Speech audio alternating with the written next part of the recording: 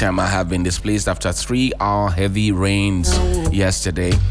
That's Sunday, the 29th of March 2026. The flood submerged their homes and vehicles, among other properties, as many of their victims called for urgent emergency rescue operations. Major roads, including the Accra-Kumasi Highway and the Kaswa-Winneba Highway, became impassable, leaving vehicles stuck, while other locations also got stuck, while traffic built up as drivers struggled to navigate through the flood waters. There was also power outage in the mix, because we know that the Electricity Company of Ghana announced, the Greater Accra region announced that power outages in certain areas as a result of the rains. The ECG says they were primarily due to faults triggered by the rainstorm, including lightning, thunder,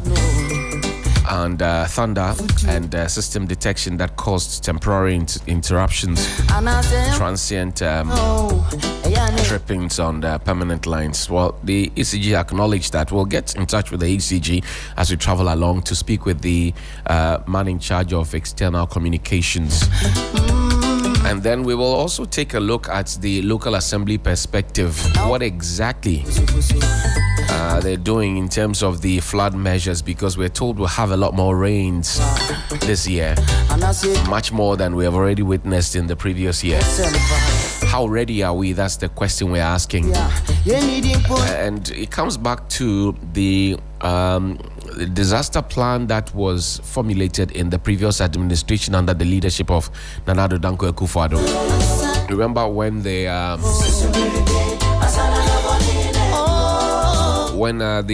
earthquake or earth tremor happened somewhere around the Wager area? But team was put together to say, look, let's put together a flood and a disaster management program, or if you like, a disaster management plan. How has that helped us in anything? Well, let's connect on a phone line with Joshua Samoa. He's a senior meteorologist, and he is with the Ghana Meteorological Authority. He will speak to us. Joshua, good morning. Thank you for your time. Good morning, Johnnie. Now, we are told by your organization that we will have a lot more rains this year. For the ordinary man, what should that mean? Well, yeah, very good morning to everyone listening.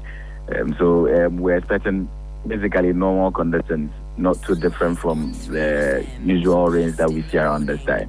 And so the rains that we are expecting, especially for people who are within the forest zone, that's the Ashanti, Western, Eastern regions, it will not be too different from the normal rains that we see from March all the way to July. So I guess before the rains will subside for most places in southern Ghana. For those of us in the extreme coastal parts, especially for the eastern coast, that's the Greater Accra and then the coastal part of the Volta region, we will see slightly below normal rainfall. So it doesn't mean that we are going to get less rainfall amount. But if you accumulate the whole season and you compare it with the average that has been happening normally, it will be slightly lower or close to the normal ones. But the individual days, you can have very heavy rainfall that can lead to some flooding events. Now, we experienced rain, about 3-4 hours of rain on Sunday. And then already we're reading and hearing and seeing for ourselves how people have been displaced, how property has been lost. And it looks like every day or every minute after the rain stopped, we get people coming to say, look, we live in Tema, we live in Adabraka, we live in Osu, we live in Kaneshi, we live at Wager, we live here, and we have been adversely affected by the rain. Should we expect some more of that? Yes, so there's still a possibility that we'll get these because we are in the rainy season. So we'll definitely get some of these kind of rains coming. In fact, if what has happened in the last few years is to go by, then we should expect this kind of events even happening more towards the minor rainy season. That's from September to October than this period. But it doesn't take away the fact that we'll still get some occasional heavy rains in the country during the major rainy season, which is from now to July.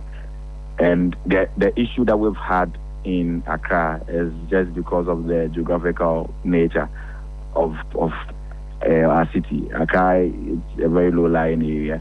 And so some of the flooding that we get here is not actually due to the amount of rain that we are getting here, right, but also based on what happens in the eastern region, because all the rains are also running up to this area, so they tend to affect us. And so we should still expect these kind of flooding events occurring occasionally. But if we put things in place, we'll be able to minimize its impact on us. Now, for those who live in waterways and have nowhere to go, and usually the refrain is that move to a higher ground, and usually you would say it or NADMO would say it. But then where do they move to? It always begs the question, do we get them a shelter of a sort, or do we just leave them there and then come back to come and cry over spilled milk? So I think NADMO has some safe havens that they have identified in some areas for people who live in these areas. And so when there's an alert of a possible flooding, then they alert these people to move to those safe havens. Maybe going forward, we'll have to look at this critically and see how we can solve this whole problem completely and not just move them, bring them back. And always it's like we're repeating the same cycle all the time. There's a way we can solve this completely so that we just move away from the cycle of moving people and bringing them back. That would be better. But I know they have some safe havens that they take people to. Now, again, people keep asking the questions. Can't we harvest this rain and make our lives easier like what Israel, for example, does? It rains and they are happy because they will harvest it and use it for their own purposes of irrigation, etc. In our country, as soon as the clouds gather, or as soon as your institution comes to tell us that, Charlie, the rains, they come, everybody has their heart in their mouth. Why should it be so for us? Why should our case be different? So rain harvesting is one of the things that we have actually been advocating for. We have been asking people in their own small way, at least to try and then harvest some rain in their own houses. If we can do that at a global scale or larger scale as a country, that would even be better. But since we don't have that plan in place, individuals can also try and do their own rain harvesting in a way in their own homes. The issue with the flooding is mostly just because of runoff. So if you're able to harvest these rains as they come, then obviously you're reducing the amount of water that is running off, and that is going to limit the flow of water and limit the flooding that we see in our city. So that's something that we can do. It's something that we have actually been advocating, that we should have this as part of the measures to deal with flooding in Accra. And what has been the response so far since you started this advocacy? Well, so it depends on people. A change of mind is actually needed. People are seeing the whole thing as primitive because they think that even rainwater is not too safe for them to even harvest. I don't know why people still have that mentality though. But this is something that will actually help us. If some people are digging wells in their houses and using them for their chores. I don't think the well water that has not been treated is better than rainwater in any way. And so if we can complement the rainwater with the wells that we have in our homes and using for our chores, we can still be okay. And I'm not sure we'll have any ailments. Maybe we'll have to talk to the health professionals to guide us on how safe the rainwater is. And maybe that can also be added in the advocacy to let people know that it's actually safe to use the rainwater. Joshua Samoa is a senior meteorologist at the Ghana Meteorological Authority. Thank you very much indeed for spending your morning with us. We are grateful. Yeah, thanks for having me, Johnny. The big conversation on 3FM Sunrise.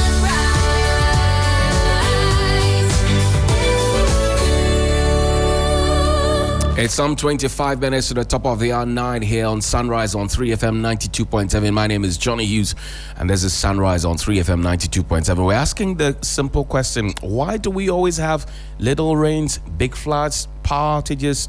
And the big question also on top of that is Ghana disaster ready? Well, joining me on the phone line now is the Director of Communications for External Affairs of the Electricity Company of Ghana, Dr. Ni Aiku. Charles Nini Aiku is joining me now. Doc, good morning. Thank you very much for your time. Good morning and thanks for having me. I hope all is well. God is alive. We're greater than Accra. I didn't know that you had added on a PhD to the many other qualifications that you already have under your sleeves. To God be the glory. Congratulations, sir. Thank you very much. And let's begin. The rains came, the lights went out. Your outfit has acknowledged that indeed these were as a result of the rains. But should it be the normal trend? Well, thanks once again. Normally, it should be the normal trend. But you cannot also rule out the fact that rainstorms are natural occurrences. And they can happen to, or they can affect our systems. I see. Now, in this particular instance, we are looking at a nationalized situation, or will we say these are localized situations? Yes, so these were mainly localized situations. So when you look at the updates that we shared around midnight, about 57 feeders in Accra and Tema were affected. So you notice that these were coming from some of our substations to the various homes and, should I say, residencies and then institutions. About 38 were successfully restored, while 90 remain outstanding as we continue to restore these lines back. But the issue is that rainstorms are common occurrences. Right. And you understand that rain combined with strong winds or lightning can cause water to enter equipment, trees to fall on our power lines, and around Ablekuma, some trees and some poles were broken as a result of the rainstorm. And this will automatically trigger shutdowns to prevent damage. We are looking at not just the safety of our public, because water conducts electricity, and outages reduce the risk of electrocution to residents during rainstorm. And you can tell that whenever there are rainstorms, our communities are affected. Floods, broken walls, and all of these. So when we have to prevent these accidents within our communities, the best option is to shut down the system for a certain period for the water to recede properly. The other issue is that ECG would not normally take sole responsibility in shutting down these systems. Right. We liaise with our security agencies, especially the police service, NADMO, right. And yes, you'll be surprised that sometimes we think the water has receded, but we can receive a call from NADMO that please shut down the systems because some areas or communities are not safe. Right. So there are a lot of issues surrounding this. But that does also mean that our systems are, how do I say it? We have challenges because we are working with machines. So these issues will always come up. But we are working very hard, and I'm sure you are aware of the replacement of some of our transformers in some of our communities.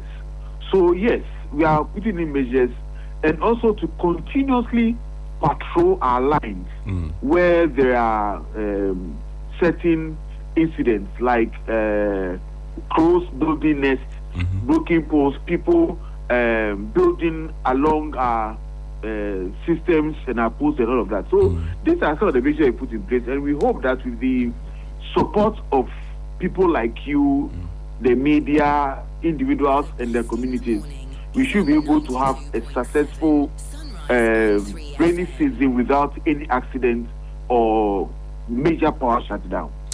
Is Dumso back?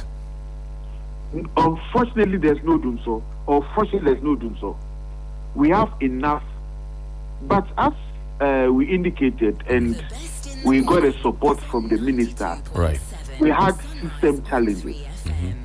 You know, I always say that Ghana is developing.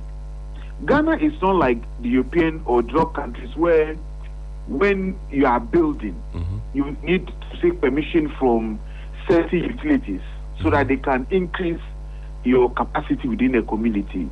But you go to a place today, within the next 3-4 months, the place is overdeveloped. Okay. And if it is not for the fact that we do continuous monitoring and all of that, you'll be surprised the kind of accident that would have occurred, blowing of transformers and the rest. Right. We don't have a situation here. I mean, when they are going to build, when they are going to even our estates, sometimes we don't even get any information.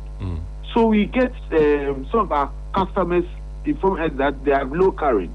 You move to the community, then the community has expanded. So yes, these are some of the challenges. If we are able to understand that community planning is an essential part, and ECG is properly informed, within the next 5 to 6 years, this place is going to expand. Then we put in these measures. But sometimes, through our own efforts, we are able to establish these systems to make sure that our customers don't get affected when there are low currents or there's drop in the area. So yes, we put in place measures. But as I said, there's no doom so, there's no doom so, and there's no doom so. Now, in terms of advice for persons who live around areas that could be affected, pylons, sagging lines, poles that are also, tilting towards the road, etc. What should they be doing? What advice do you have for them? Mr. Hughes, you'll be surprised that even some people have taken us to court because we only come and inform them that they should please move away from these lines. It has always become an issue. We are officers have even been attacked because of these things. We've advised them that it's not safe for you. So if you tell us, we've bought the land is ours, why are you telling us to move away from the land? We've advised, we've educated them in our communities. We've involved opinion leaders to get these people away from our installations. But Mr. Hughes, it's been a difficult task. So I'm using this opportunity that you've given ECG to advise the general public, especially our cherished customers, that please move away from these poles, these pylons, these installations, because when there's disaster, you'll be affected negatively, and that can affect your livelihood, your everything, And these people don't realize the dangers that they are submitting themselves to willingly or unwillingly or unknowingly. Do they don't know? They know. But you see, sometimes it's difficult to understand our own brothers and sisters in some of these areas. Some can even ask you, so if you're telling me to move my kiosk, where am I taking my kiosk? Some will even attribute to political issues that we voted for you or this and that, and now you are sacking us. And this is very simple. I mean, that electricity or electrical installations are dangerous. We've put signages on our installations that it don't get close to it. But you even find people hanging, drying their clothes on some of our faces. And it is strange. And I think this calls for a community, an intensified community collaboration. We've done it. We do that. Our officers are always in the communities talking to our customers. But I think that we have to move it to another level. I see. Now, before I let you go, the public may want to reach out to you in terms of identifying some of these things that you have spoken about, transformers that may not be working, a localized faults that they have, power suddenly goes off as soon as the clouds gather. What should they do? How do they connect with you? Yes, so they can call our hotline, our contact center, 0302 611 611. 0302 611 611. And also on our social media platforms, we are also picking information from our social media handle, that's ECGGH Official, at ECGGH Official. We are also responding to customer requests and customer inquiries on our platforms. So when you put this information there, we pick it up, we send to the various districts under your community, and then they will attend to you. Thank you. But before you go, why is that number 0302611611 not a toll-free line? To make life easier for people who want to be good citizens. Mr. Hughes, yes, you sir. sound like a prophet this morning. It is something that we are working on. I mean, we've had a conversation with the National Communications Authority. You can check from their office about this issue. So we are looking at that. The only challenge that we had was that we need to make sure that we get a number that will resonate with how do you call it, our customers. You know, we have the 611 so we are looking at 0800 611 611. Right. And then an outbound number to protect our customers, so that when this number calls, you know this is from ECG. When another number calls and tells this from ECG, you know it is not correct. So we are working on all of that, and we hope to complete that as early as possible. So we are grateful to you for your prophecy this morning, and we hope you continue to collaborate and to help ECG in getting the information out there. Thank you. We are grateful. Thank you very much for teaching me well, sir. Dr. Charles Nini Aiku, the General Manager for External Affairs of the ECG, joined us here with some education as well. We're grateful, sir. Thank you very much. I'm grateful. God bless you. Now let's go to the mother of all the assemblies, as I like to call them, because the AMA is the primus inter pares, if you will, of all the local assemblies, and as they say, Gaseg Bajigbe. Once you get to Accra, you know that you have not missed road. The man in charge of communications for the Accra Metropolitan Assembly is Mr. Ankra, Gilbert Ankra. Gilbert, good morning. Thank you for your time. Good morning, my brother, and thanks for having me on behalf of the mayor. Good morning to your terrific listeners. Great. Now, Gilbert, I know that there's some confusion when it comes to the demarcations of Accra Metropolitan Assembly. I mean, of course, you can't be blamed for it because AMA used to encapsulate the entirety of Accra as a region. But over time, it's been demarcated into various sections. Before we begin any conversation, you want to guide me as to what your current demarcations are so that something happening at Lekma or Ladma or Kokma is not put on your head. That is very, very true. And if you look at the Accra Metropolitan Assembly, our assigned jurisdiction, politically, we're looking at 3 constituencies, and that includes the entire Ododo constituency. We're looking at Ablekoma South and then Okakwe South. But from the local government point of view, right, we have sub-metropolitan district councils for these various areas. So within the AMA zone, we have the Ashe-Luketeke sub-metropolitan district, and that entails communities such as Jamestown, Main Central Business District, if you look at part of Agbogbo, and all the way towards the Kolena area falls within that particular enclave. Now, we also have the Ablekuma South sub-metropolitan district, and that entails communities from Kolebu all the way to the Kamara Bridge and for that particular point, we share boundaries with the Ablekuma West Municipal Assembly. Right. Now, if you come to the Okafe South district, we are looking at North Kalishi, Right. Bubuachi, Right. industrial area, Aveno, part of Circle. So currently, these are the areas that constitute the Accra Metropolitan Assembly. But that's notwithstanding, just as we've always been doing, that close collaboration with other sister assemblies to ensure that the work is done coordinatedly. We're grateful for this clarification. Now, let's get into the meat of the matter.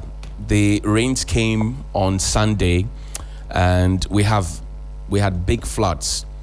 Why has this become so normal for us? Because I remember when the Conti project under Mayor Van der Poel for the Kwame Nkrumah Circle happened, we were told that these things will be a thing of the past.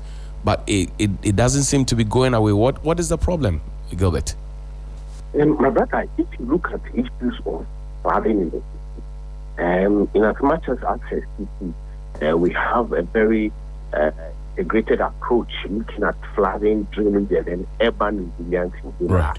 There are certain basic causes of flooding, and if as residents or we don't come together to deal with those issues, whatever interventions that is going to be put in place, of course, there will be areas where we experience flooding. If you look at some of the causes, so drain, indiscriminate dumping of waste, the drainage management is not that good. And if you look at the rapid urbanization and climate change, but the major causes, the flooding that we have in our system currently, it has to do with the indiscriminate dumping of waste into the drains, and that is the major contributing factor. But let me quickly state that the Accra Metropolitan Assembly, under the leadership of Mayor Michael Papaluti, currently a lot of interventions is happening. If you look at the desilting of drains, and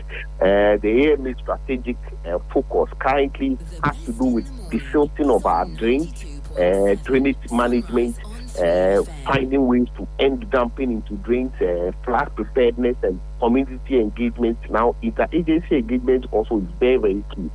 Currently, as I speak to you now, last week, for instance, we were within the Katamanton enclave, and we collaborated with All Foundation and the Katamanton Association to desil major storm drain in that particular market. Right. And this Sunday rain, we were there to monitor the wearing flood within that particular enclave. Usually, there were heavy flooding.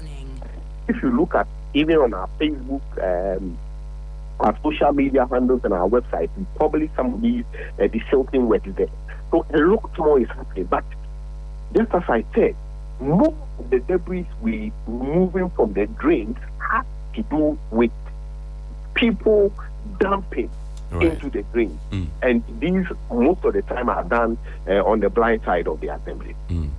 Now let's I know that your outfit, led by Mayor Kpapo Alote, your good self, and many other officials of the assembly have been embarking on a rigorous cleanup exercise campaign. You've also been on some demolition exercise recently, and also to clear the pavements and the walkways so pedestrians can have easy access and to have their thoroughfare without some interruption. How has that helped in trying to curb this perennial annual flooding that we have?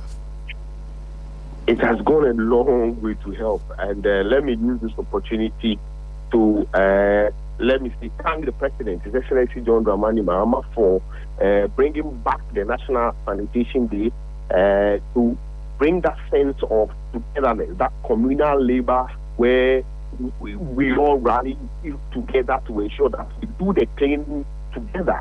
If you look at what has been happening with respect to the National Sanitation Day, for instance, the cleanup exercises, areas such as Agbogbo, for instance, has been on the agenda of the Mayor of Michael Papaluti, and consistently we've been there to ensure that the drains are cleared periodically. Let me use this opportunity to also pinpoint or cite this example. During the Christmas festivities and the New Year, we embarked on a major desilting exercise along the Professor John Evans Atamil High Street from the Kwame Nkrumah Mausoleum all the way to the Osekai.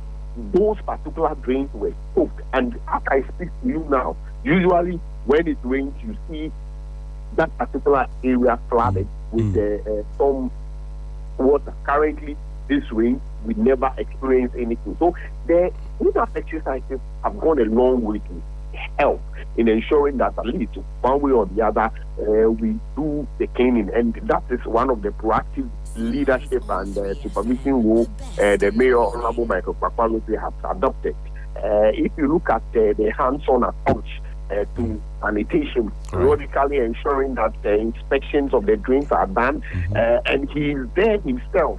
One of the exercises he had to move into the excavators himself to ensure that he operates them to get the drains cleared. So a lot more of these exercises have helped, and in collaboration with the assembly members, they've also played an important role, because most of the time within their various communities, they also mobilize their residents to embark on this exercise. It has helped, and as a city, as a country, we should not shun away from such clean-up exercises. Right. It should be something that periodically we must move in to do this clean-up. It goes a long way to help. Now, speaking of waste collection and management, I know that the AMA and, if you will, other assemblies also have some relationship or working relationship with waste management companies.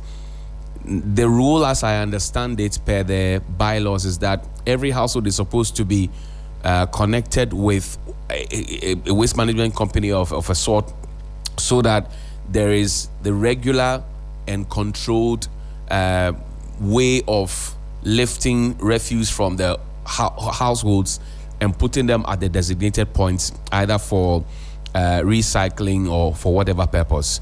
Is that still in force? Are the households obliging? Yes, it's still in force. And under the polluter pay policy, as generators of the waste, you are responsible to ensure that you pay for the waste that you generate. So within the various communities, just as you said, we have specific waste management companies moving into ensure that they do the cleaning. Currently, the arrangements, if you come to the central business district, the public spaces within the city, the AMA itself handles it. It's not in the hands of any private institution. But within the various areas, we have the private institutions managing it. We've experienced some challenges over the years. Recently, we had a challenge with the Mokola number 2 market, where one of the contractors has to leave some of the waste uncollected for weeks. The assembly has to move in to ensure that we do that evacuation. That notwithstanding, the assembly is also working closely with the informal sector, because they play an important role. It will look at the percentage of waste, for instance, that they are able to carry. It also goes a long way to help in dealing with the entire situation of sanitation. At least they are able to move the waste to one particular area, where as an assembly we do the evacuation to the final landfill site. But currently we are quite happy, because under the leadership of Honorable Michael Kwakwalo, the assembly is looking at carrying its own area where we'll be doing dumping and all that. So that would also go a long way. But of course, these private institutions managing waste within the various communities, in as much as they are doing their work, there are some challenges. And we as a city would continue to encourage residents where they have challenges. They should rely on these informal sector collectors, because for them, we have trained them. A couple of them, we form some cooperatives with them, and they are able to move the waste to the designated site, where we are able to move them to the various landfill sites. Let's look at interagency coordination and collaboration. How is that working out for you? I know that you don't, for example, work within Kokma, but I see the mayor of Accra with Mr. Alote Gacy as well, who's the the man in charge of Kokma, doing some joint operations. I saw them at the Kanishi footbridge when they were clearing the traders off the footbridge. I've seen them at many other places, Makala and industrial area. You name the places. They are almost always together. Interagency coordination and collaboration. How far have we come with that as well, in the interest of the people? Let me use this opportunity once again to also say that if you look at that particular coordination, currently as an assembly, it has been strengthened. And the Mayor, Honorable Michael Pakwaloti, is playing that particular pivotal role to bring all the agencies together. And it's not only the MMDCs or our sister assembly alone. The recent decongestion exercise that we did, for instance, the assembly for once collaborated with 5 sister assemblies. And during the press conference, for instance, all the MPs were there. We even had the Greater Accra Regional Minister, Honorable Linda Okulu, part of that particular exercise. So the agency collaboration is very, very key. And with that, the Assembly is even working closely with the National Disaster for Management Organization, NADMO. We're working with the hydrological services.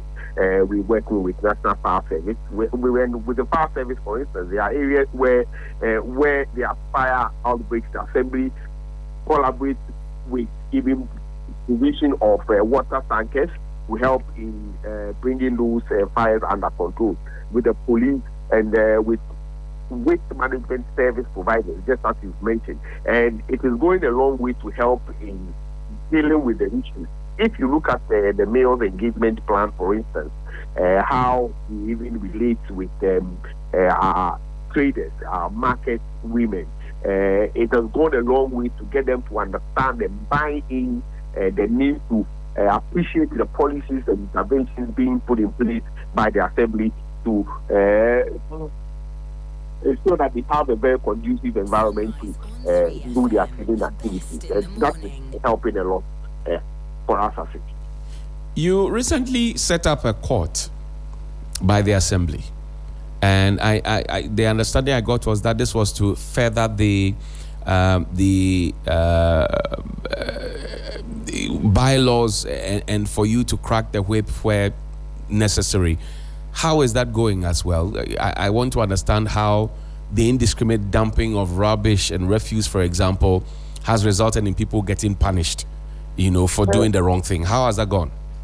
That has gone a long way to help in improving issues of sanitation and enforcement in the city. And when the Mayor, Honorable Michael Pakwaloti, has assumed office, in as much as measures were being put in place to set up the office, he ensured that quickly whatever needs to be done with respect to expediting the place, with respect to ensuring that we get collaboration with the judicial service, moving in, ensuring that the building is entirely completed. The mayor played an important role, and he has examined the fact that enforcement is something that is going to be key in whatever that he's going to do to ensure that the city is clean. And if you look at since they began operating today, I can say offhand that we've been over 50 cases prosecution so far. The last prosecution I can remember was the woman who failed to participate in the National Sanitation Day, and he was fined 200 penalty units. That was the highest so far. We've also had prosecutions where some individuals have openly defecated around areas where they are prohibited, and we've had our public health officials moving in to apprehend them, and court has prosecuted those persons. We've also had persons who have dumped refuse within, I remember, around the post office area, for instance, and our night operations task force apprehended those persons. They were sent to court. They were not able to pay the fine, so some had to move in to serve the 3-month jail term. So the court is also helping a lot, and as we move into the year, we're going to see a lot more of these prosecutions. Currently, as I speak, we've employed a lot more persons. Mayor has ensured that there are more men now will be placed outside recently we saw the installation of some 40 public bins in the city to help deal with the issues of sanitation. And Mayor himself moved in to do the installations of those various bins. We'll be having some specific task force guys who will be in the city center to monitor these bins, monitor people who litter, people who dump. And let me use this opportunity to let the entire citizenry understand that wherever you find yourself and you see anybody engaging in any act which will go a long way to harm the entire society, it is your responsibility to report that person or apprehend that person. Even if you're in the city center and somebody throws a litter on the floor, that he's drinking something, dumps it anywhere, you have a responsibility to arrest that person, bring that person to the assembly, and I can assure you that the law would go. Now, I get the sense that the AMA has identified flood-prone areas. If you care to share this list with us and then tell us where your evacuation centers are, because usually people are told to move because the area is a flood-prone area, but where they are going to get shelter when they move becomes the problem. You tell us the list and then tell us where your evacuation centers are. So currently, we are looking at our jurisdiction, for instance. We look at areas where we classified as flood-prone areas. We are just looking at areas where the low line, they are quite within the low line. So the areas where have been designated are a bit high areas where we get NADMO to do things in case of any issue of flooding within the various communities. And if you look at the area, for instance, some parts within the Gamashi area have been earmarked as some flood-prone areas. And some of these areas keep on changing as a result of the indiscriminate dumping into the drain. So they keep on changing, and with crime education helps to bring those areas down, because the change begins to get down to the people. So within these areas, these are parts of the Gamashi area.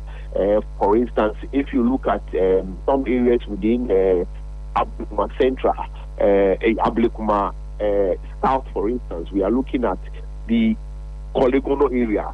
The haven, we've identified the park closer to the Papillon. There is a park closer to that particular area. Those areas have been designated.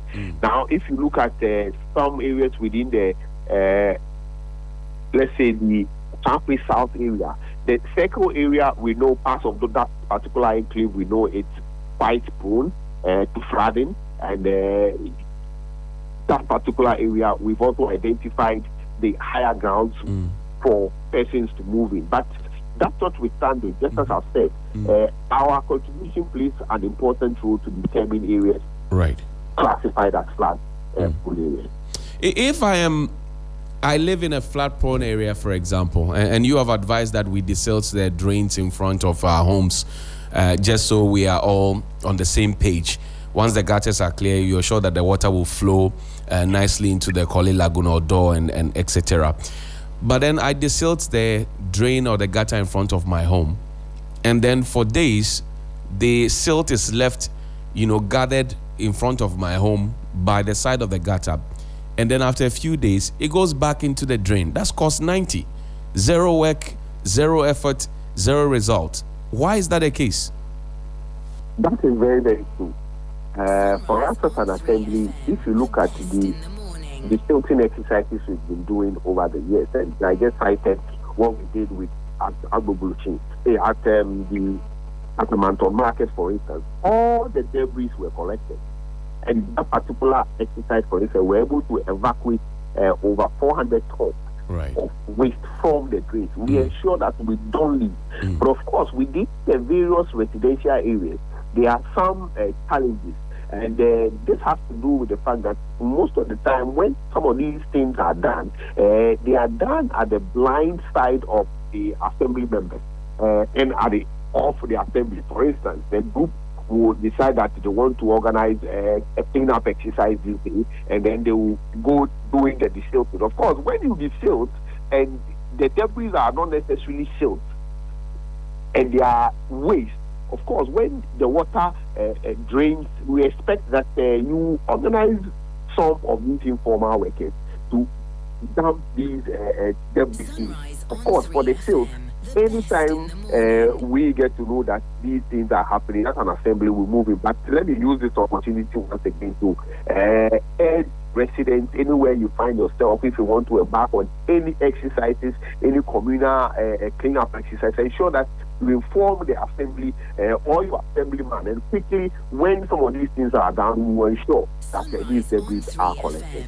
Do you have a pool of spade, wheelbarrows, and other implements to help communities who want to put themselves together to say, yes, look, we want to clean? We Can I apply, for example, and come to a sub-metro and say, I want 5 wheelbarrows and maybe 10 shovels because we want to start digging the gutter? You can. And the mayor, Honorable Michael Kwakwaloti, has even made it more flexible to the extent that this time around, you don't have to even come.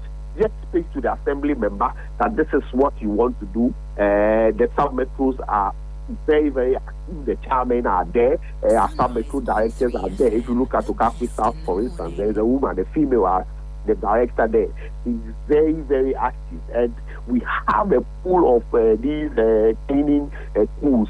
Even if it's about using excavators to do the desilting, right, or off the various drains, the assembly can move in. The various logistics are there. We can move into do the desilting. So anytime anybody anywhere wants to embark on any cleanup exercise, we want to urge that they inform us, and quickly we'll come in to support with whatever they want to do. If you look at the Katamanton cleanup, for instance, the traders, the Katamanton, the dealers there, the traders, they came together, the association, together with all foundations, informed the assembly. We moved in together, and collectively we've done a marvelous job at that particular place. So we want to urge everybody, let us know. And within the various areas, the residents should form groups, communal labor. They should let us know, and we will support them to ensure that the cleaning is done, irrespective of the day, whether it is on National Sanitation Day, any time of the time, they should let us know.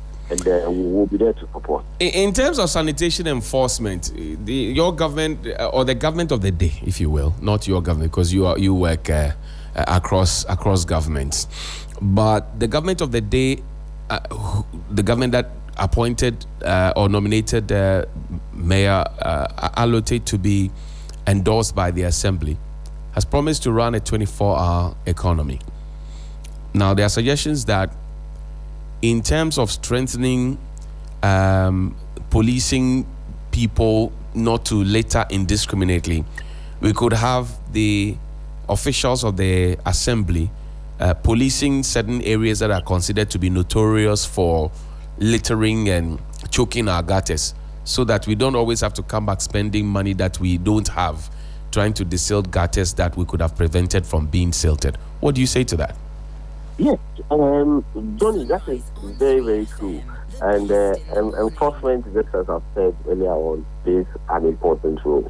If we are able to position persons within various areas to monitor, it will go a long way to deal with the issue. And currently, as I speaking, just as I said, the Assembly has recruited more men, and very soon we'll be deploying persons to look out for people who litter in the city. That's notwithstanding the public health, environmental health office of the Assembly, led by Madam Florence Kuchi, is also playing an important role to ensure that our men are out there.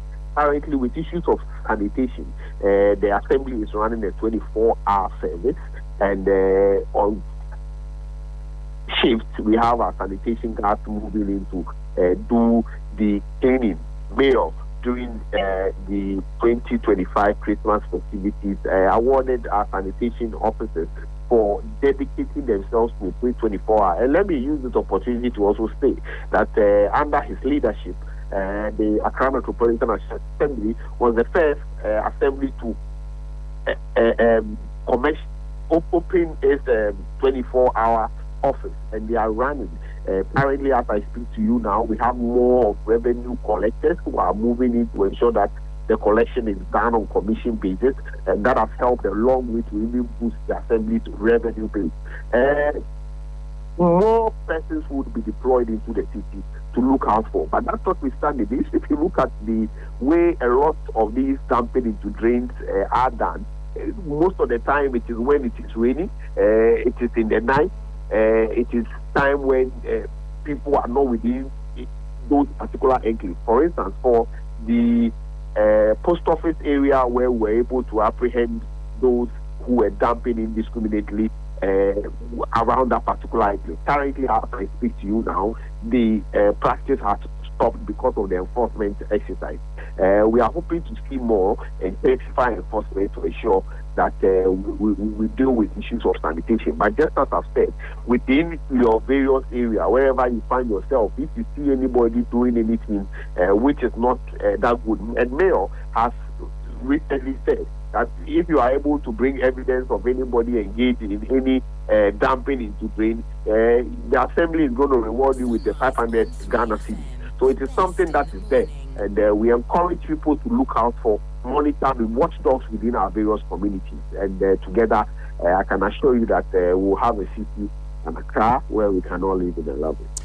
How do we get this information to you? Is there a call line that's toll free?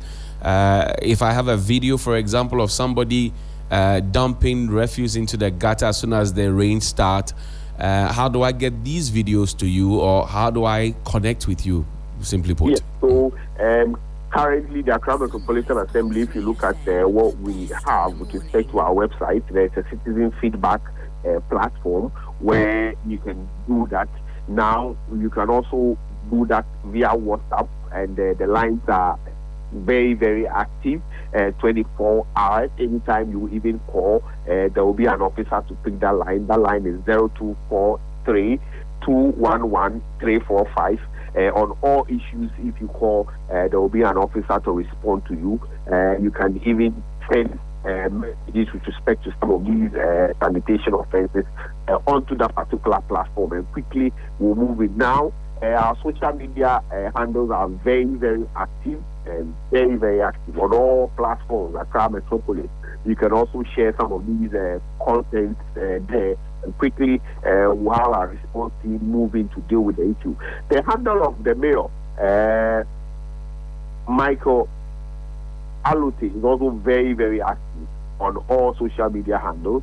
So anytime you drop any of such messages as well, quickly there will be an officer to deal with it and then move it. When we began the issue of dealing with drivers overcharging, for instance, these lines were provided, and it went a long way to deal with the issue, people calling and the rapid response team moving in. So these lines are very, very active, 24 hours, and we'll have officers of the assembly ensuring that we deal with it. Otublo Omaje, thank you very much. Oyuadon. Thank you, my brother, for having me. It's 19 minutes after 9 here on Sunrise on 3FM 92.7. We will go back to the Accra New Town, a suburb of Accra that has been hit by a disaster, or shall I call it a calamity or tragedy?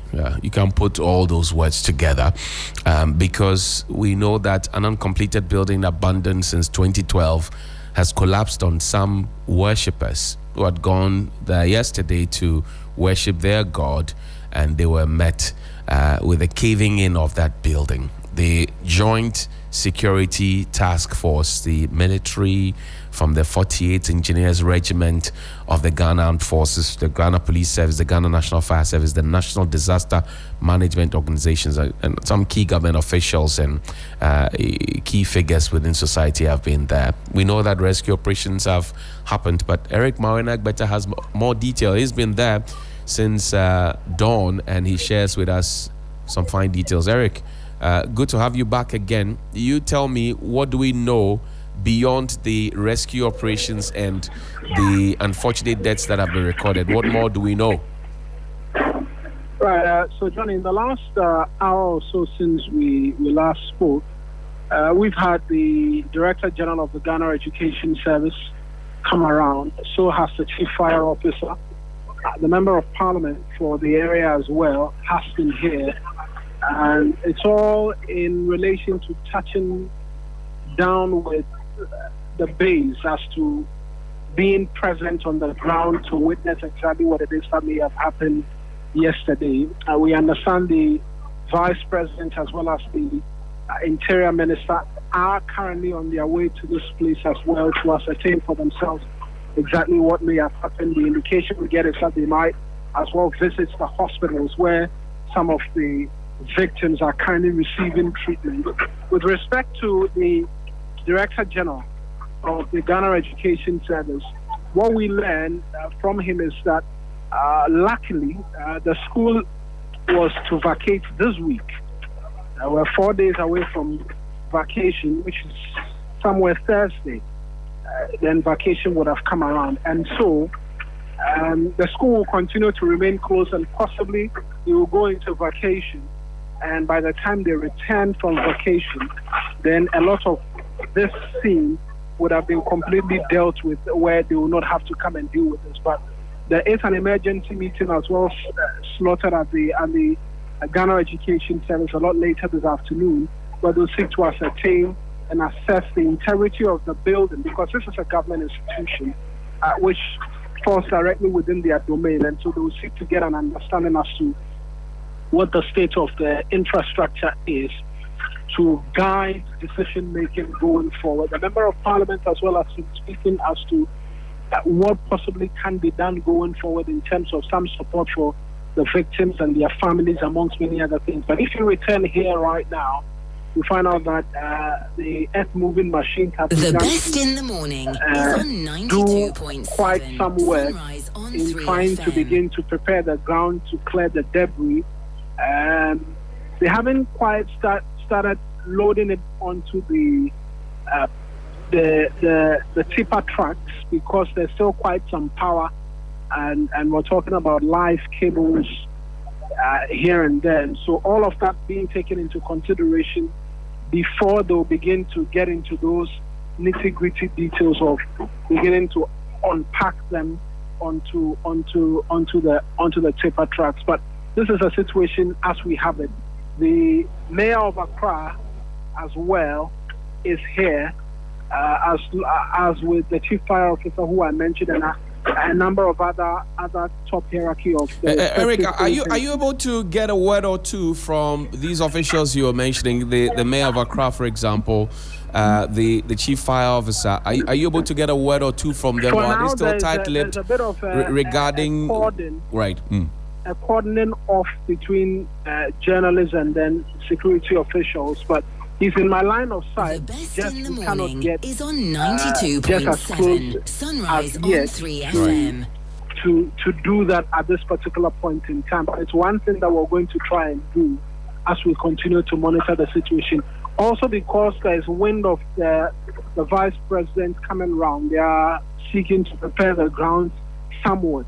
And currently I see him as well on phone at this particular point in time as well. So a lot of that in terms of preparing the ground for the second person in terms of the hierarchy of power of the executive to come around, and that's what it's looking like. But right now they continue to clear the debris and clear the area to make it, to allow for the vehicles and all of that to be able to come in. I know that the families of the affected individuals, especially those who have lost their lives, have all sorts of emotions running through them at this point. Have you been able to interact with some of them? And if that's affirmative, what have they been sharing with you? We haven't been able to speak directly to family persons. What we've been able to do is pick up on their sentiment as shared to some of the eyewitnesses who were present, and they've been distraught. In fact, some of the individuals who live close by have been speaking to us off camera as to the fear that gripped them when all of this came tumbling down, and what has been discontent and increased pain for a lot of them who may have known some of the individuals. That's some of the word being shared as we've been here. But for the family members, we understand a number of them are seeking to visit the hospital facilities where the survivors are dotted at. And so we're yet to see any of them around. I spoke to an eyewitness as to the numbers, and he says he believes there could be some persons still underneath. We're yet to see family members looking for them come around, which can confirm some of the suspicions of persons who are close by. Other than that, it's just more of the people who live around and eyewitnesses, some of which are assisting in helping clear the debris in terms of sawing away some of the metal and using heavy hammers to break some of the concrete to allow for the excavator to do the work. Those are the individuals we find here. Now, again, the earlier footages we saw were that the persons who lived within the suburb had rushed to the place of the incident. Is that the case as we speak? No, not at all. It's just a handful of them, like I mentioned, who've been given some gear to saw away some of the iron rods and all of that. For now, the entire place has been barricaded, and it's just officials. And then, because the incident happened in a residential area, that's right. The persons will live here, and you cannot stop them from going in and out of their home. That's correct. They are pretty much the only individuals who increasingly have access to their homes, and so by that they will make their way to and fro, and there are shops close by as well. And today you cannot stop persons from going to their shops or being in their homes because this is where they live, and they are the individuals we find close by, standing outside of their gates and seeing what is happening. Outside of that, persons who are freely moving to and from the accident scene have not gotten any close to this place. Well, Eric, we'll leave it here. I'm sure we can connect with you again as the day travels, so we can find some more detail as we travel along. But we're grateful for your time this morning. Absolutely, John. That's 27 minutes after 9 here on Sunrise on 3FM 92.7. We'll take a quick breather. When we return from this, we'll talk about the National Blood Service. What have they been up to? What do they do? Do you know? And what can you do to help what they do? And whether or not you are willing to do it, or whether you should do it as a matter of essence, because it is for all of us. When we come back, we'll have that conversation.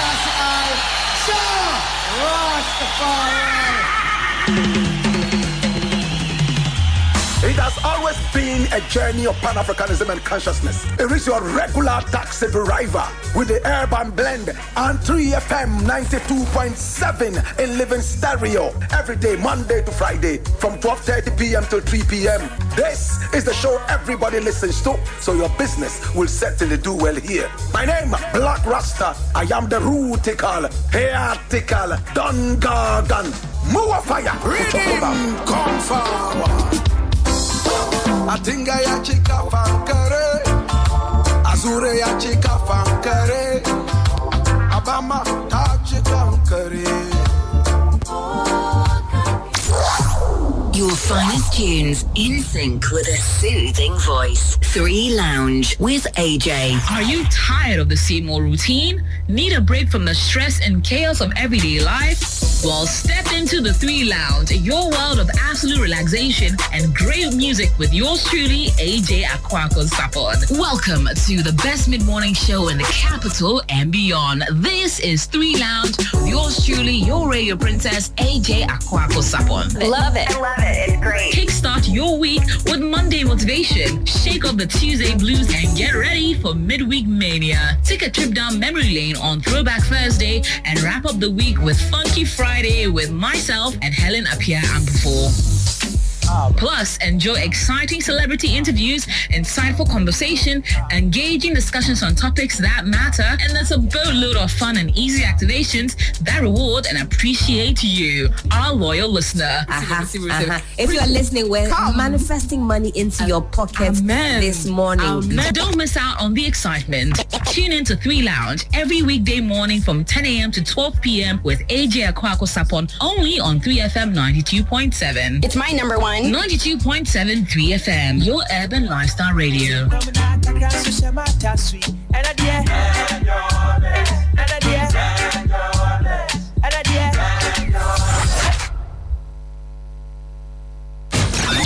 The big conversation on 3FM Sunrise.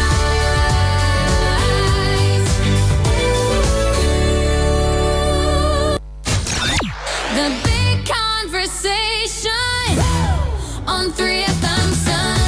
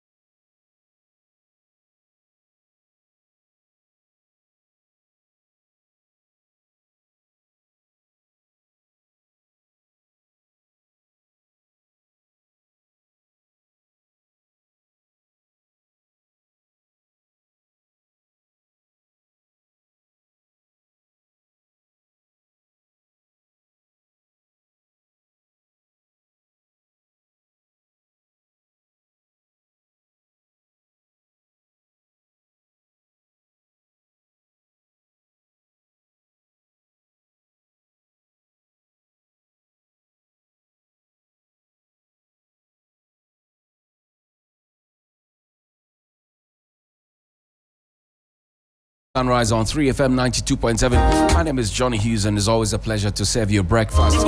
This is Sunrise on your Urban Lifestyle Radio. I told you before the break that we'll be talking about the National Blood Service and how you can help them to do what they do. But first, we want you to understand what they do, so that when you are helping, you know that you are helping from a place of knowledge, a place of information, and a place of proper conviction. Chief Executive Officer of that important national institution is joining us in studio now. Dr. Shirley Phyllis Owusu-Ofori is my guest. Doc, good morning. Thank you very much for your time. Good morning, sir. And it's a real pleasure to be here. Good to have you, madam. We are happy that you are doing a great work for the people of Ghana and even those who are not Ghanaians who, by reason of migration, may have found themselves here. Congratulations to you and thank you. Thank you. What do you do at the National Blood Service, for those who don't know? All right, so thank you for your question. The National Blood Service is actually the sole service agency of the Ministry of Health that is mandated to ensure that blood is made safe and available to the good people of Ghana. And it's not only to patients in public hospitals, but also to private hospitals. So in a summary, that's what we do. We are responsible for the full value chain of ensuring that we have collected blood from safe donors, we have processed, tested, and made it into suitable components and ensured that it has been transfused to patients in the safest possible manner. How often do people know about you? Let me put it that way. You're doing a great work, but it looks like not many people know about it. They only get to remember you when they are in trouble and they need blood. Yes. Do people know about you?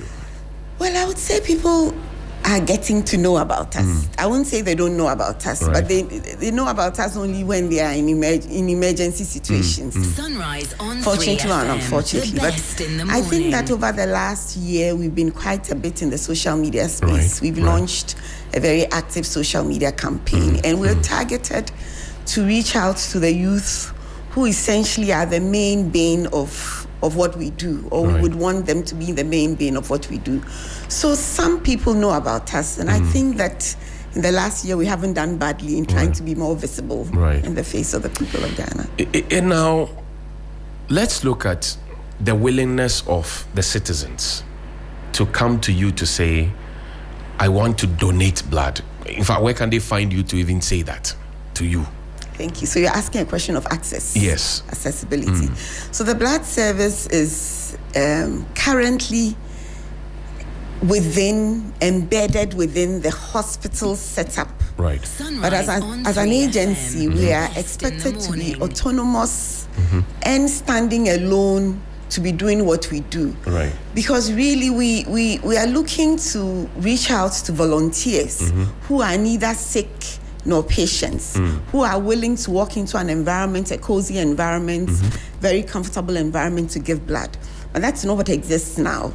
So we are available I'll say that our services are available in almost all the regions, but it is our desire to have a one region, one blood center, and that is what we have proposed, and the ministry has gladly welcomed it. Currently, initially when the blood policy was passed, let's say 15 years ago, years ago, Ghana had been zoned into 3 zones. So the zonal blood center concept had us in Accra, Kumasi, and Tamale. And the plan was that these zonal centers would collect and distribute across the regions in which they were. But if you look at Accra, the zonal center in Accra was based here and was covering Cape Coast, Western, Volta. It was sparse, vast.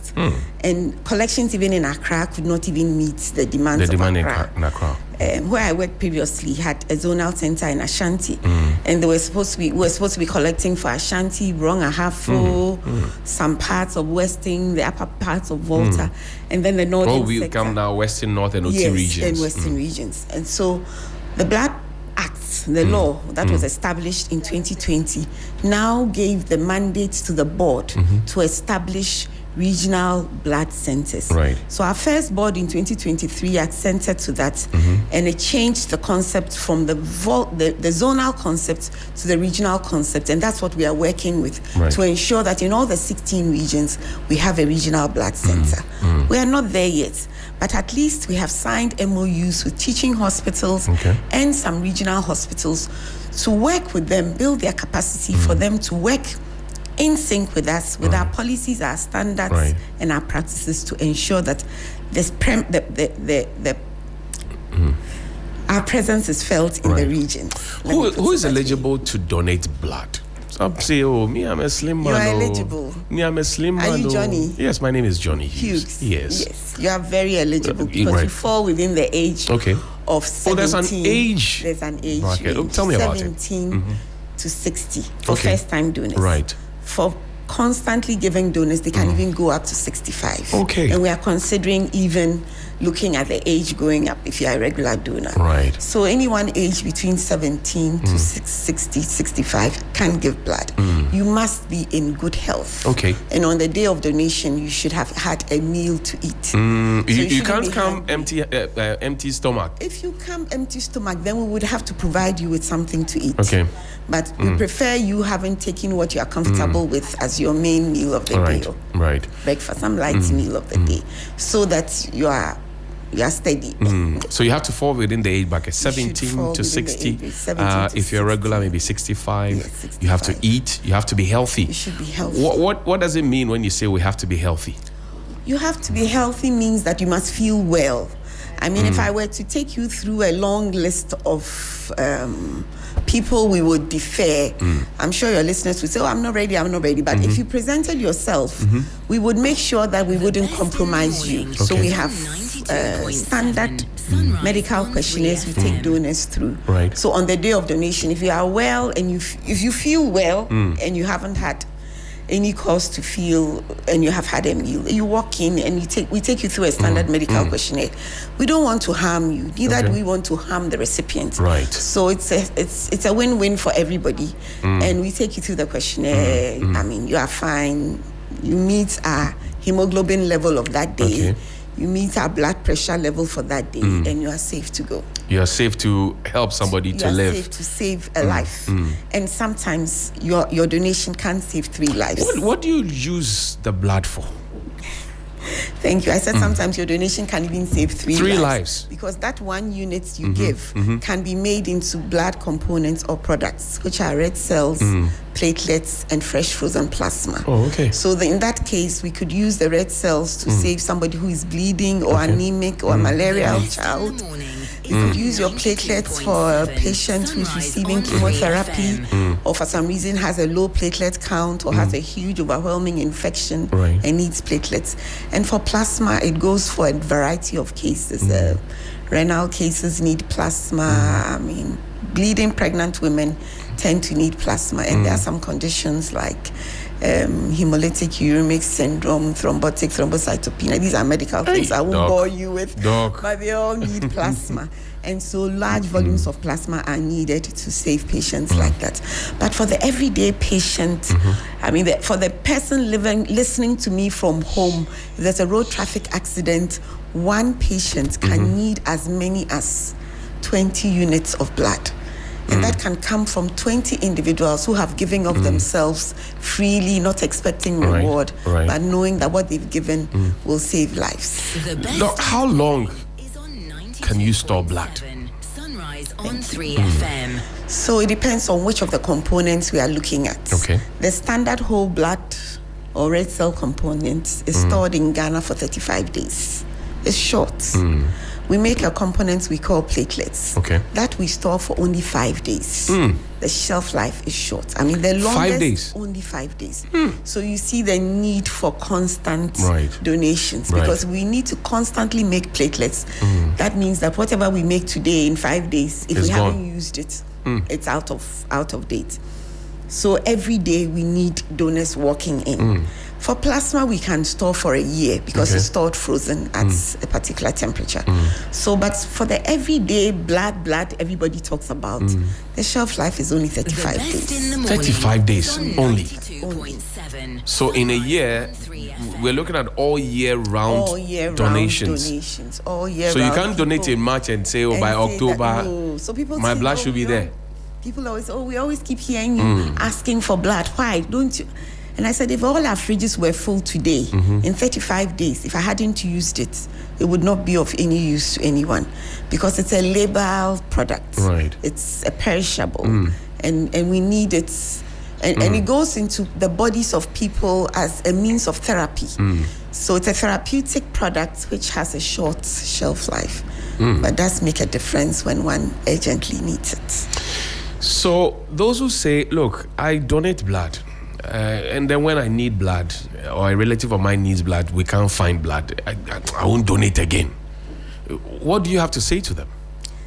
You are awesome, Johnny, because those are the people I'm really here for, to encourage them to know that they have made differences in the lives of people. Right. The reason why your relative didn't get blood is because we do not have enough donors.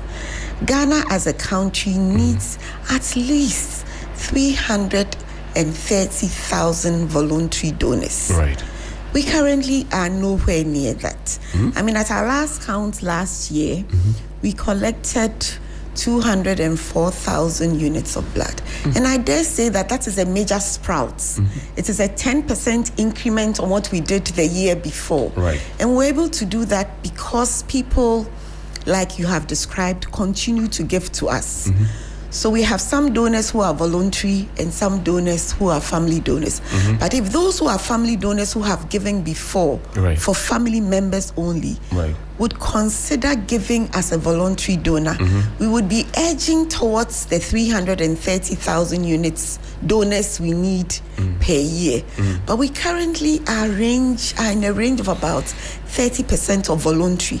So when your relative needs blood, he needs it urgently. So he needs a voluntary unit that has been tested, processed, and made into the expected components, waiting. Okay. He doesn't need it. He doesn't need you to come and give at the time when he needs it. He needs the blood. The blood should have been received, given under very comfortable circumstances, tested, processed, and made available in all these centers, waiting for people who need them. But unfortunately, because we don't have the numbers, people get there in a state of frenzy and frantic, and now family donors are being called, and they are like, I gave before. And you see, family donors, they feel pressured to give. Right. So they are not even our ideal, but they are still a stopgap. Right. And so we welcome them. They should be willing to give without compulsion. Without compulsion. That's the ideal voluntary donor. A donor who knows that I'm giving not for money, not for fame, but I'm giving because I know at the end of the line somebody needs my blood and somebody will be saved. I mean, you asked about who needs it or what our uses are. That's right. A year or two ago, there was a Queen Mother. We didn't know who she was. She was on her way to one of the towns in the Enum region to do a philanthropic gesture. Okay. She had a road traffic accident and needed blood. I was called on a Sunday morning. I mean, random call by somebody who wanted to help. So I instructed the hospital in which she was, and I doffed my cap off for the 37 military hospital. Right. They supported this lady with over 38 units of blood. Whoa. One person. Whoa. Yes. And that was one road traffic accident. That's about what? A quarter of the blood bank gone? I know. I mean, it wasn't all in one day, but she needed procedures. Over time. So in a space of, say, 3 weeks, she had been given platelets, she had been given plasma, she had been given red cells.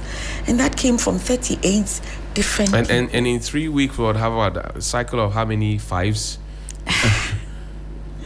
Well, like for four, platelets, like yeah, four. I mean, for four platelets, I can't recall the number she did take. She did take more whole blood and red cells, and then some plasma at a point. So I'm looking at the 5-day period that you told me. That So I'm was looking for the at. platelets. So I'm just looking at the at the cycles. Yes, and in 3 weeks, everything or almost everything would have gone just to save a life. Just to save that life. So it is important for donors out there or prospective donors out there to understand the need of the blood service. It's not like we're always coming out saying we are short of blood, but there is always a need for blood. And irrespective of what your blood group is, because some people say, oh, my blood group is this. Even if you don't know your blood group, you can walk in as a first timer and give. And that unit will be of essence to somebody. Now, our friends, the Jehovah's Witnesses, they hinged a certain, how do I put it without being offensive? There's a certain belief that they had, grounded in scripture. Acts chapter 15, verse 28 and 29. Yeah. That they were commanding abstinence. And then later in March 2026, they said, oh, we have changed our mind. Yeah. What we want to do now is that we want you to find me as a Jehovah's Witness, extract my blood, store it for me for when I need it. Does it work that way? I would say yes and no. I mean, what they have done is a major advancement. Okay. Because in the past, they wouldn't accept what they have done. What they've done is now to say that they would accept pre-deposit autologous blood donation. Autologous mean that they've given their own red cells. They want us to deposit it and they can accept it when they need. But Johnny, like I said, the shelf life is 35 days. Right. So for this directive that has just come out in March, it means that if they have planned surgery, they can come to us, give us their blood, and in 35 days, we can collect roughly maybe 3 to 4 units of their blood, store it for them, and give it to them on the day of surgery. That is if it is planned. If it is planned. What if it's an emergency? Emergency, and that is it. And you see here in Africa, sub-Saharan Africa, here in Ghana, 80 to 85% of our blood transfusions are given in emergencies. That's right. So in that 15 to 20% of planned surgery, we can do what they want for them. But in the converse, 80 to 85% of the time when it's an emergency, then we are caught with our pants down. They will accept certain things. They will accept albumin. They will accept immunoglobulins.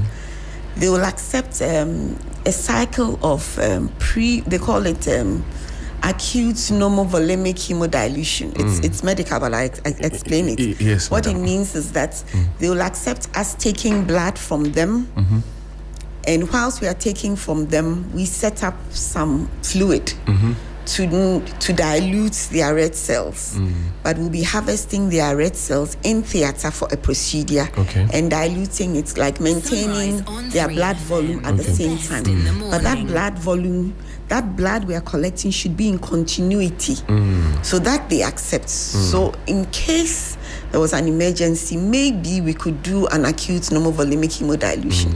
But if the patient were to be pouring and needed red cells, needed platelets, plasma, white cells, whole blood, they would not accept it. And that's the problem. But from a medical perspective, you are the expert. You've seen a life before you. Yes. You have sworn to make sure that you at least save the life. What do you do in that circumstance? So, Johnny, that in this situation, I'll describe two types of patients. Right. The competent adult Jehovah Witness. Okay. And the Sunrise on 3FM. minor, the child. Now growing up, who now is trying to... Who's also a Jehovah Witness. Very ambitious. Or is a minor. If there's a competent adult Jehovah Witness who has given us advance directives saying that I will not accept a blood transfusion, we will be obliged to respect their wishes. Right. And we have done over the years because they have teams that have engaged with us over the years. They call them the hospital liaison committees. Okay. And they empower and give us enough information as clinicians to observe them. Right. Some of the directives are silent on if it is an emergency. Okay. So if that directive is silent on it, you could attempt to do what would save the patient with his best interests. So that is for an adult. Right. If the patient were a minor or a child, then the attending physician or the attending clinician would once again take into consideration the entirety of the condition, what the needs are, and would act in the best interest of the patient. That's right. The best interest of the patient may mean that though the patient tells me as a minor that I do not accept blood, as a clinician looking at you, I know that without blood, the uneventful or the undesirable would happen. And therefore I would act in your best interest, with and without blood. So what I can do for you without blood, I would do. Okay. If push gets to shove and you needed blood, then I would seek to give you a transfusion. Right. In your best interest. And in that case, if you are a minor. Right. Madam, we'll have to wrap up the conversation, but I'm sure people are wondering, what crack can I eat to know that I have blood? So that when I'm coming to you, I can come to you in confidence. What do I have to eat? Thank you, Johnnie. I mean, our staple diets as Ghanaians, so as Africans, really is all we need. Okay. The cereals. But the cereals, the bankus, the eggplants, the fettuccine cheese, everything cereal, the cocoa, all those things give us iron and help us to build up our blood stores. Right. The lentils, the beans, the contomerates, those things, nothing fastidious, nothing superfluous. So our regular diets are enough. If you don't have a bleeding condition or you are not anemic for one health condition or the other, these are enough to make you a regular donor. Once you attended a clinic and your hemoglobin was checked, and you passed our hemoglobin, you are good to go. You're good to go. Madam, the clubs and associations, they usually you find them jogging around, and some of them contact us every now and then. They want to come and donate blood. Our doors are open. Where do they come to? They come to the National Blood Service where or is it? any regional blood center. Right. So in Accra, they can walk into our service, and we are open 24 hours. Right. Our premises are actually on the Kolegono Road. Okay. We are not far. We are not difficult to find on the Google map. Okay. Blood service is very easy to find. We are on the main Mamprobi Road, just behind the ECG and the fire service behind. Right. But we are also in the regional hospitals. I mean, you are listening to across. That's right. That's right. Even in Tamale, Tamale, Kesmi FM, they're listening to us now. Tamale Teaching Hospital is a site to go to. The Konfanochi Teaching Hospital is a Ashanti Regional Blood Center. The Northern Regional Blood Center is based in Tamale. The Cape Coast Regional Blood Center is based at the Cape Coast Teaching Hospital. The Volta Regional Blood Center is based at the Whole Teaching Hospital. You can go to the Eastern Regional Government Hospital, and I mean Western Region is doing fabulous. The Western Regional Blood Center, the regional centers, the regional hospitals in all our 16 regions are go-to places because they work with us and they work with our standards. I want people out there to know that no donor's health will be compromised.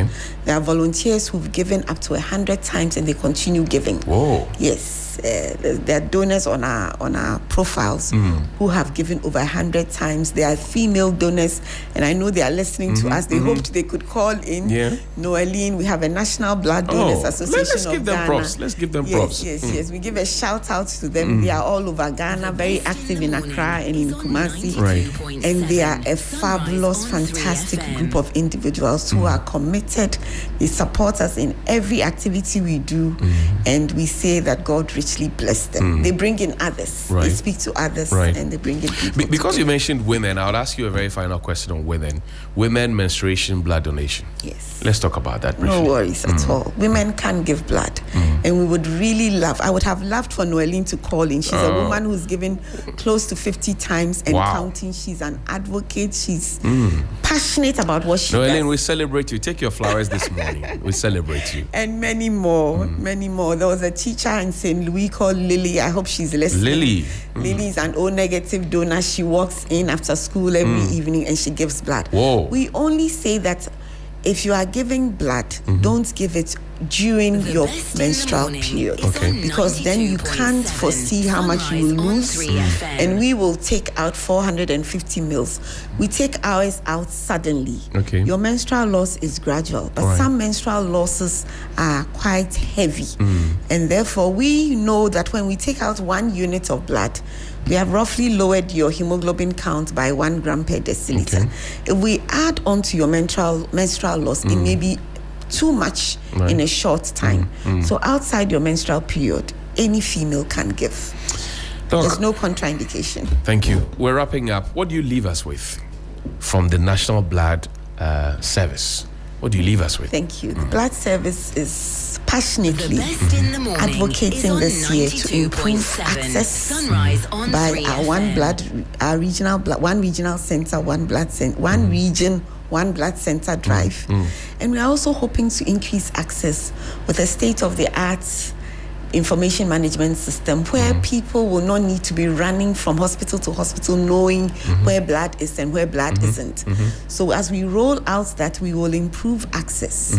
We are also improving safety by ensuring that our safety guidelines, the algorithm for the blood service testing, safety blood testing algorithm has been launched. It's been launched already, but it's been rolled out across all our testing centers. Right. We also want to ensure that there's availability of blood. Last year, we saw a spring of blood availability in Ghana. Right. The World Health Organization states that we should have, now they have lowered the age to 7 units per 1,000 in their framework. Right. So last year we did 6.6 units per 1,000, which is close to 7. And we are urging all and sundry out there, if you have given before, continue to give, irrespective of somebody not having received. Right. If you have never given, just give it a try, because your blood will cause a mom to go back home to her family and will not cause a home to lose a breadwinner. Maternal mortality is a home wrecker. So help us to avoid wrecking homes out there. Thank you. Doc, I like your passion, and thank you very much. Dr. Shirley Phyllis Owusu-Ofori is the Chief Executive Officer of the National Blood Bank, Blood Service, and you should go there and donate.